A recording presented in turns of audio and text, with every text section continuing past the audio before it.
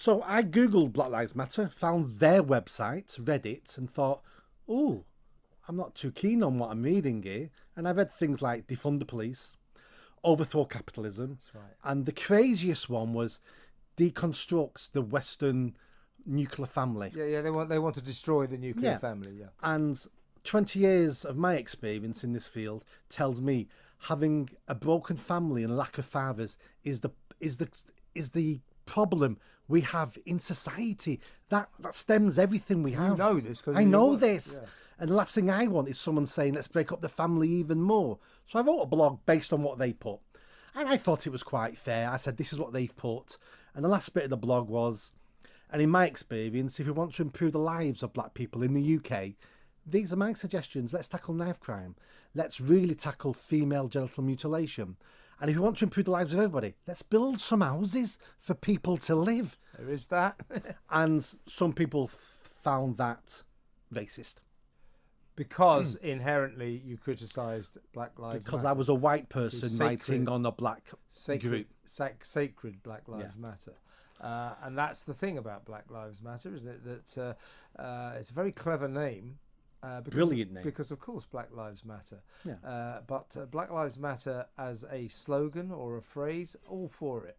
Black Lives Matter as a political extremist group, I'm not so keen, as you quite rightly say. Their aims are to smash capitalism, defund the police, and destroy the nuclear family. Yeah. That is not an organisation I feel I can support, and I think you agree with me. No, absolutely. And I wanted to raise my concerns to the wider public, because nobody I knew any of this. They thought it was purely an anti-racist organisation. And I did when I looked into it. It was only when I looked into it I thought, no. I'll tell you something, Nick. I don't even. I suspect they're not even an anti-racist organisation. They're not. They're a Marxist organisation, and a rather violent one as well. So you wrote this blog. Then what happened? I put it on LinkedIn for the first couple of weeks. It went okay. Some people didn't agree with me, but you can have a polite conversation on LinkedIn. But then someone copied the link, put it on Twitter, and all hell broke loose. Within days, there was a petition to have me fired from the charity I founded. That got 450 signatures. The board at the charity, who I appointed, panicked, and they threw me to the wolves and sacked me over email.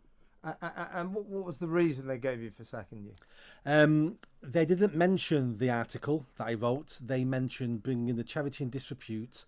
And there was something else they mentioned as well. It was a smokescreen. It was a one-line email saying you dismissed immediately. And these were trustees that you'd appointed. Yeah, I knew one for 15 years, one for 9 years, one for 7 years. These were friends. And just remind me, how long had the charity been going then? At that point, 9 years. 9 years. So you'd worked with these people for 9 years, and they kicked you out because you expressed some concerns over what Black Lives Matter is really about. I don't think it was the concerns. I think they saw what was happening and thought the mob want blood. We either give them Nick or the mob may come for us. And I think I was a sacrifice. So in your view, it was cowardice on their part. It was cowardice. Yeah.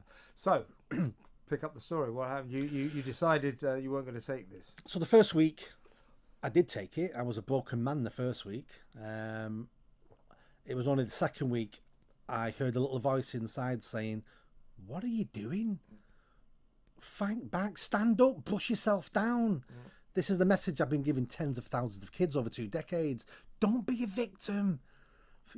Walk forward. You can beat this. And I took the advice and decided, no, I'm not having this. I need to save my reputation. Otherwise, life will be hard for me. Yeah. So I did an interview with the Mail on Sunday. That went amazing. Then the Free Speech Union got involved. Toby Young. If you like talking, you have to join the Free Speech Union because you may need them one day. And then they got me a solicitor involved. He looked at my case and within hours said, this is clear cut. This is unfair dismissal. Breach of contract. So we approached the board and we said to them, you all resign or I'm going to personally sue you all. And within 18 hours, they'd all resigned.